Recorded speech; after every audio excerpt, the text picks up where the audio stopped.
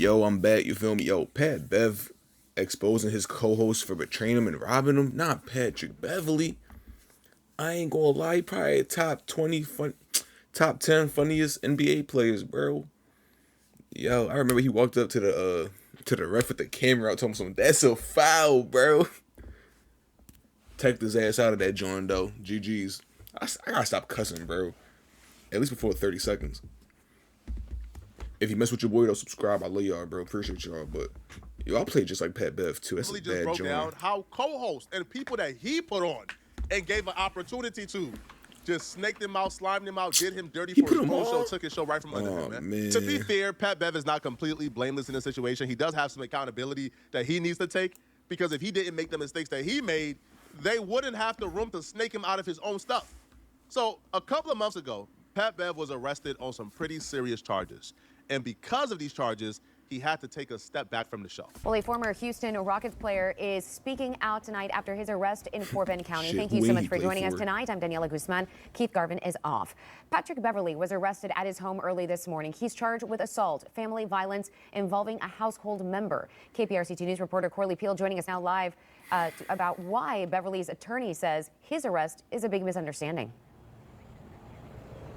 Daniela, Patrick Beverley's attorney sent us a statement saying that he was defending his little sister at the time of that incident. Beverley is also cautioning the public about these allegations. Hours after bonding out of jail, Patrick Beverley posted on X saying, "Please don't believe everything you see on the internet. Hope all is well. Love." Fort Bend County deputies showed up to the former Rockets player's home before 4 a.m. Deputies say a situation transpired between family members, leading to a family violence incident. He was arrested and later made his $40,000 bond. Details about the crime are not clear. Beverley's attorney released a statement saying in part, I seen this joint. I think his little sister had some grown-ass man in the crib or whatever, like some random nigga in the crib that he didn't know about. So he flared up, you feel me? Like, that's calm though, bro. From what I heard the first time around, I remember this though. From what I remember, I was kind of on his side because a random nigga in my crib, like old as hell, and my little sis like 15, 16, 17. And you 18, 19, 20. No, get the fuck out of here, little nigga. What's wrong with you, bro? Niggas don't play that shit. He cares deeply about his little sister, a young lady, a minor. Given that when he unexpectedly found her alone in the home with an 18-year-old man in the middle of the night, he was understandably concerned, as any brother would be, about his sister. However, we don't believe what followed happened the way it's been described, and we look forward to the opportunity to address that in court. And Beverley's attorney adds that he does not have a criminal record. This is an ongoing investigation. And he doesn't? Wow. He actually might be a model basketball player. What the fuck? Shit, that's it's hard. It's a hard thing to do these days, apparently. We'll keep you updated. They're also accusing him of putting hands on his sister when he found her in the house with the 18-year-old. Yeah, now, the sister, I believe, put out her side of things, or the police apparently put out the sister's side of things because they talked to her, and they claimed that Patrick didn't walk in on them, that she was hanging out with the dude earlier today. Patrick heard about it. He came home from out of town, and he did what he did to her. So that was the accusation, okay? And shortly afterwards, Dave Portnoy came out because Patrick Beverley, his podcast was independent at some point. It was independent, but he signed over to Barstool shortly before his incident. So once the incident happened, Dave Portnoy had the power to tell Patrick Beverley that he... Bro, you can never sign over your whole shit, gang. No matter how much cheese they throw at your face, gang. Ownership is everything, gang. I ain't gonna lie with you. Like, it's cool having your own little shit and a nigga above you, whatever. But you gotta aim for ownership, because once you get that shit up, a nigga could take all with everything, bro. All that you made, whatever. Can't really come back on the podcast until the court case is over. Yeah, no, obviously horrific police report. I don't, no matter how bad, especially to this nigga, bro. Whatever it is. God. I saw Roan's speech on it. I thought it was good. Like, that's his life, and he's got to figure all this out. It's horrible. He is taking time, forced time away from Barstool, and we'll see. If this turns out somehow not true, like, we'll let the facts play out. Certainly with what is hanging there, we can't have him be part of what we're doing right now, and we got to see how it settles. But this is horrible, how it read, and if there's any truth to it, he won't be back at Barstool. So you wait till, like, the trial almost? Yes. Like, there's no reason on my end to move unusually quick here. No. It's like a very serious issue. So before the police report came out, he was We still are going to do the pod, still do it. We had his version of events. Police report comes out, brutal. Call him, hey, like, just saw this police report. We can't be working with you right now. Figure out your life, figure out whatever's going on in here, and we will regroup when there's a resolution on whatever this is. That's kind of... Just so you guys have more history on this podcast, it started off as the Patrick Beverley podcast with Rome.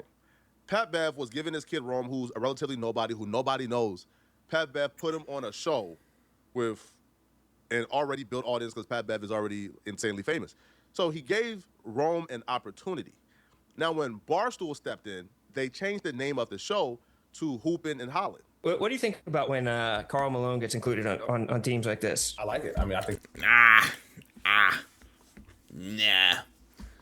Can't do Karl Malone. He's top 20 greatest players to play. This was funny shit, though. But what about his off-the-court stuff? You know, does that factor in at all? I really don't know a lot of off-the-court stuff about Karl Malone. He got a 13-year-old pregnant.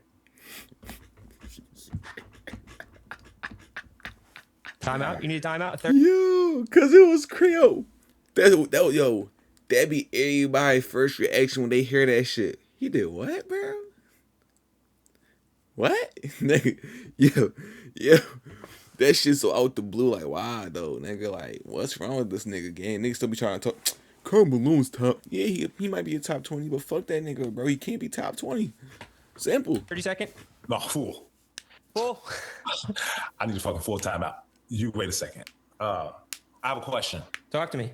When you said 13-year-old pregnant, was he 16? I think it was a grown-up. Let's check. He was 20. Was he 16? 15, 13, 14, maybe? Around that age? Nah, bro. I ain't gonna lie. Karl Malone a sick man on some real shit. He got a 13-year-old pregnant. That doesn't seem cool to me. Not cool Once at they all. moved the show to Barstool, Pat Bev was able to get Rome a big check. Rome was able to get paid to be a podcaster now. Pat Bev will also bring in one of his homies, Jason Williams, who is an NBA OG. Jason Williams was on another podcast called The OGs. That was a failure, by the way. Like, that podcast was doing like 10,000 views a week, and they canceled it. They stopped doing it. They just stopped doing it. So Pat Bev brought on Jason Williams to his podcast. 10K views a week is a failure now? Oh, shit. I must be ass then. My fault. First episode did crazy numbers. Second episode, crazy numbers. I say that to say Pat Bev was kind of confused why he would be off his own show or why the show would continue without him. But nonetheless, Pat was confident in his guys because he put those guys in place. He put Rome in place. Nobody knew who Rome was before Pat Bev. Pat Bev put Jason Williams in place in terms of the podcasting game. So Pat thought, my guy's going to handle business. I'm going to take care of this case and come back. So Pat Bev, case got handled. It got resolved. Somehow, some way, it got resolved. I think the charges got dropped of that sort, but it's resolved now. So Pat Bev called Dave Portnoy and said, hey, Dave, podcast got, the charges got resolved. I was not found guilty. I'm coming back. My feelings towards Barstool. As you guys know, that I'm currently not on Hoopin' and Hollering right now. It came as a surprise a little bit, right? Actually shocked a little bit due to the fact that this show was the Pat Bev pod with Rome. And they took your shit, nigga. I ain't gonna lie, bro. See, don't sell out too much now. Like, you could sell things that you don't really care about. Like, I started this little company. I got better things to do. All right, let me pawn this off real quick. Stay as like a shareholder or something, but I can't run it like how I want to run it. All right, y'all can hold this real quick. But you sell your whole shit? Nah, bro, that's bad junk. Cause now look. Less than 6 months ago. So I get a call, right, through this whole process, right, this whole case process, right. I haven't been able to like really post anything with Barstool, just until everything was over with. Dave has done a phenomenal job being communication-wise, right, allowing me to still be with Barstool, but, basically until I get my shit in order, you feel me, like, come back when you're not hot type of vibes, and I understood it. So now that, everything has been, the truth came out and everything is over with, I'll call Dave, like, okay, cool. It's time to get back on the pod. Like, what's up? You feel me? And Dave say, have you talked to the guys? And I'm like, okay. I don't know why I got to talk to them, but all right. I hit the group chat. Dave Portnoy is the boss. He's the CEO. So why is Dave Portnoy telling me to hit up two dudes that I got hired? Those are my employees. Why would I need to talk to them about when I'm coming back on the podcast? They not your employees no more, nigga. They your coworkers now, gang. Yes. So You that was feel a me? red flag. But the red flag started well beyond this. Because apparently they've been switching up on Pat before Pat was in it. The minute Pat got arrested and his mugshot got plastered, his homie, his quote-unquote boy Rome, ain't hit him up to find out how he was doing, ain't hit him up for his side of things, Damn. ain't hit him up to like check on his family. If the family needs anything, Damn. he cut Pat off completely. Went ghost. Now, Pat was feeling away, but Pat was understanding because, bro, these are some serious charges. But you would think if you the homie and I gave you your own, like the opportunity that you have, I gave it to you, and I did so much for you. Now, I will say I did cut off one man because he had some allegations on him. Like, let me not say allegation. He had some criminal charges on him that were nefarious. Now, I could go through a lot. Assault, all right, cool. Battery, all right. Possession, okay. But there's like 2 to 3 crimes I can't even ask you no questions. You done with, bro. I ain't gonna fraud. This not one of them crimes, bro. This one of them joints. Yo, you did that shit, bro. Nah, bro. You see what happened was, I hear you out until further evidence come out, and then I'll decide. But until then, The least you owe me is to hear my side of things. The least you owe me is to hear me out. Now, if this was something where Pat has been accused of sleeping with somebody underage, I understand. You stay away. You feel me? That's one of the crimes. Like the older brother to his sister found out that his sister was messing with a guy who's 18 with an adult. Yeah, and he stepped in, and from his story, he put hands on the dude who was 18. From the sister's story, he put hands on her. Now, you shouldn't put hands on your little sister. You're not her father. But yeah, to me, that's not enough for you to say, I don't want to hear your side of the story. And the fact that they cut him off should already told Pat where they stand, but Pat was still hopeful that dude was not a full-blown snake. But he found out shortly after dude was a whole-blown snake. You through this whole time, right? And I don't want to harp too much on this, but through this whole time, like, I ain't heard a word from Rome, right? Not one word. Not, is you okay? Is family okay? Is mom okay? Is sister okay? Not a word, right? And I'm an emotional type of dude, so y'all let me know if I'm in my feelings or not. I hit the group like, yo, I'm back, boys. I'm ready to work. You feel me? Like, man, stuff is past, man. Y'all been holding down. I'm ready to get back to work. Ron reached out to me, man. I know you glad this is over, this. I'm like, all right, so okay, when do we start? And then they go quiet, and I'm like, they like, have you talked to anybody? I'm like, talk to anybody? Like, I talked to Dave. Dave say, have I talked to y'all? I talked to y'all. Y'all tell me, have I talked to somebody else? So me and Dave get on the phone. Like, Dave. And Dave, shout out to Dave. They give him to run around, whoop the whoop, aired you out. I ain't gonna lie, bro. I ain't gonna lie, Pat. This one of them joints, you should walk away, bro. Like, I understand. Holla at y'all. Cause keep it a bean. Like, yeah, it was the Pat Bev joint. So how long is this gonna last without Pat Bev is a question. You feel what I'm saying? So he not in his feelings. It's just like, that's what I realized too as I got older. Am I in my feelings? Or am I just tired of that dumb shit, bro? I'm starting to realize I'm just tired of that dumb shit. So you just got, all right, bro, I'm gonna holler at y'all. You know what I mean? Fuck with y'all boys. Dap y'all up. Go about my business. Simple. Me too, man. Solid dude since day one. Like from him finding me into where I am right now, media-wise, he's been a phenomenal, right? I talked to Dave, and Dave hit me like, yeah, guys wanted me to reach out and tell you that, they want to keep going how the party is now. You've been gone for 3 months, and they want to, just keep that going right now. Like, I ain't gonna lie, bro. I still don't know who his co-hosts are. I ain't gonna lie. I ain't pay attention to all that. If it's just Jason Williams and the boy, if that's true, I lose a bit of respect for Jason Williams. His other mans that he put on, like he was his daddy, I lose a lot of respect for. I'm gonna keep it a being with you. This shit pisses me off, bro. Cause I couldn't imagine building some shit up off the muscle.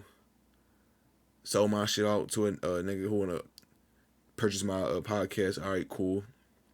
Now I got a boss, but it's gonna be the same shit, right? I get into a little trouble, all of a sudden niggas wanna ice me out. Nigga, that's my shit, nigga. Yeah, bro, I won't fuck with any of these niggas again. No happy birthday texts. No, I love y'all, bros. No. I'm not even gonna follow you on Instagram, bro. I'm just gonna straight block you. I'm not gonna block you. I'm just gonna unfollow. Do you want to remove this nigga as a follower? Yes, fuck this nigga, bro. I'm doing all that shit.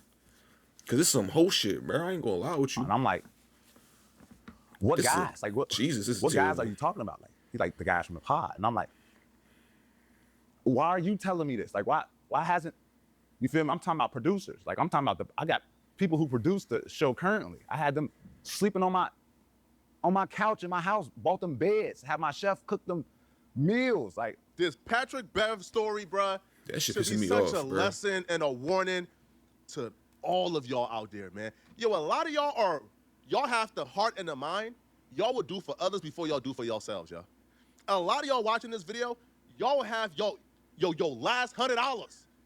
One of your homies called gotta break that. borrow 75.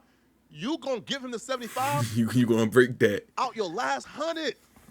Cause you are an empath. You just like care for people. I ain't gonna say all that. I'm just a thorough ass nigga. Yo, can I need 75, bro? I'm fucked up. I'm in New Jersey. I can't get back home. My mom needed that. It's cool, bro. I got you, gang. You ain't even gotta talk about it. But here's the thing. I got a short list of niggas I do that for, bro. I'm gonna keep it a being with you. I don't want you to be giving out free good charity for Free Willy and shit like that. I'm lying like shit. There was a lady on the airplane with me when I went to Trinidad. Bro, I fell asleep for like an hour, woke up 4 hours left on the flight. We get to chat, and she a nice little sweet old lady. Remind me of my aunt that just passed. R.I.P. man, I swear. Bro, I just be chatting with her. She was telling me how she's from a country next to Dubai and everything, and how it is over there. It's pretty calm. She was telling me, I got greatness in me. Do your thing, Kim. Da da da. Man, I walked her out. Out the plane. I made sure she got to her wheelchair properly, and she took off. I made sure she was good and up to customs. Could I just went about my day? Did my little, you mean? Yeah, but you can't teach thoroughness, bro. I'm gonna be real with you. Like you can't teach a thorough nigga, bro. That shit just kind of built in.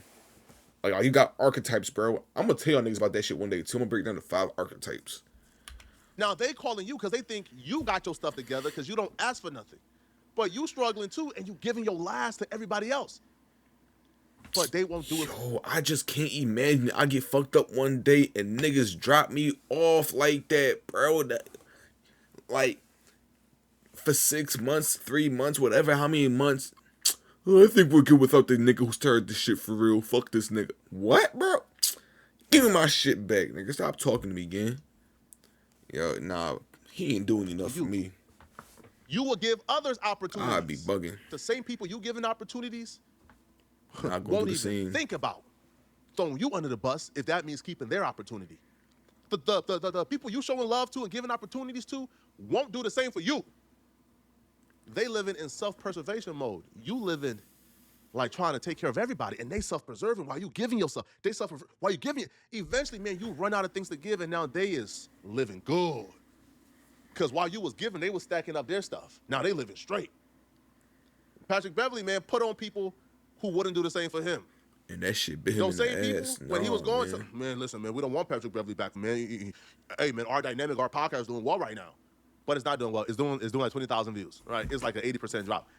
Oh, shit. But the same people he gave opportunity. Y'all not hearing me, man. Oh, shit. The same people he gave the opportunity to get paid to podcast Going with. taking it wrong with it, bro. Folks, I don't want to podcast with Pat.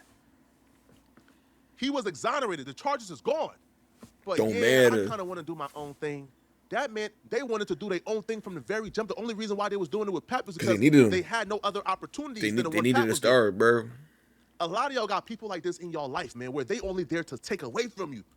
Yo, even if you a piece of shit, bro, like, I can't imagine a stupid piece of shit. Like, yo, if you gonna use a nigga properly. That's what all I'm saying. Like, you know you have, I don't want to be an asshole about it, but fuck it.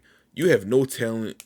Nobody coming to see you, Otis. Like nigga, it's David Ruffin selling the tickets, gang. Like, you see David, right? Like, you see David, how you work it. Y'all niggas can't work it like how David Ruffin working it. You know what I mean? So when you, Otis, talking about they coming to see the Temptations. No, nigga, they coming to see David Ruffin. And the Temptations. You niggas is backup. Like, bro, I'm gonna keep it being with you. White boy, ain't nobody come and see that nigga, bro. Who give a fuck about him, bro? It was Pat Beverley. He had a sauce.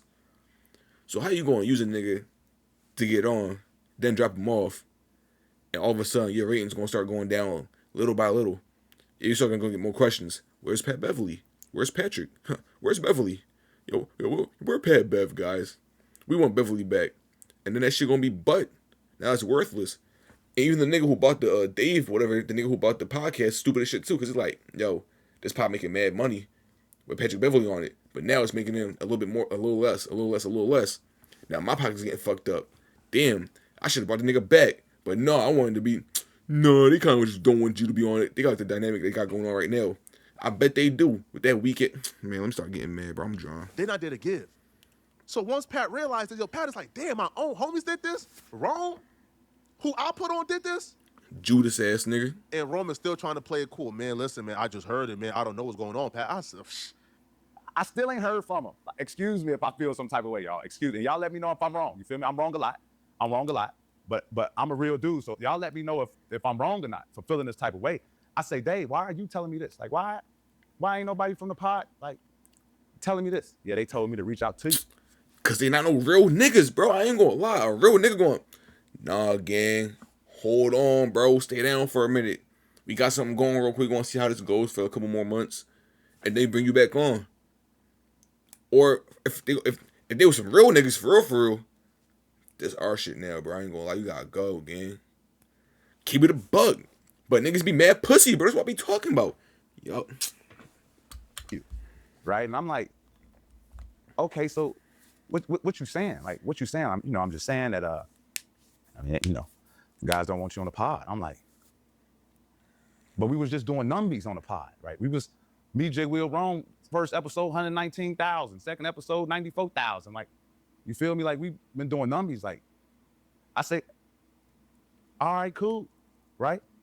Cool. And Dave told we chop it off about 30 minutes, right? We hang up. I hit Rome, text him. Like, damn, dog, like, you could have warned me about the bullet I was about to get, right? I thought we was friends, right? I thought we was, you feel me? Like, but regardless, it's always love, Rome. You know the vibes. Like, you know. Yo, I fucking hate niggas like that. It's always peace, love, prosperity. It's all, I be telling my mom this. I hate that kumbaya. Leave it up to God, bro. It's all God. Yo, mom, you have to put in some type of effort for God to work a little bit for you. Like, when I see you chilling at home on Sundays just doing nothing or whatever, I'm not gonna say like that shit irritate me for real. Like, it's like, I understand you gotta get your day off or whatever, but like, you keep telling you in my ear, yo, I need to do it. All I'm hearing is I need to do it. This not going. But what are you putting it like? Like, nigga, you're not utilizing your time as good as you can, bro. And then I hate when niggas be like, I hate that nigga, bro. But I'm not gonna wish bad on no nigga. It's all peace, love, prosperity, and shit like that. Like, yo, no, gang. If I don't fuck with the nigga, I don't fuck with the nigga. Like, it's no hate or nothing like that, for real. But it's no love either, nigga. I don't feel nothing for you. You don't exist no more. You in the fucking abyss, bro. You in the void, nigga. I don't, like, bro. If he's saying it's fuck me, it's fuck you too then, bro. Like, you mean? The vibes, you feel me? Like, you Brody, to me still, right? Like, you know the vibes. Wrong. Nigga just got fucked up by his own man. I still love you, bro. Yo, now I have to ask the question. If your shorty cheat on you, you still gonna be, I still love you, babe. Please come home after you're done. Just wipe up after you're done. Oh, man, you niggas. Don't hit me back like, y'all better people than me. Yeah, man, I just found out 15 minutes ago before you talked to Dave. Like, I guess they made a business decision. So I'm really confused right now, right? So Dave talked to them niggas, said them niggas ain't want you. Now this nigga saying that Dave just told him that you're no longer on the joint. So they try to pin it on each other and shit. Yo. And this nigga sitting up here like a dummy. Like, still getting to run around. Yo.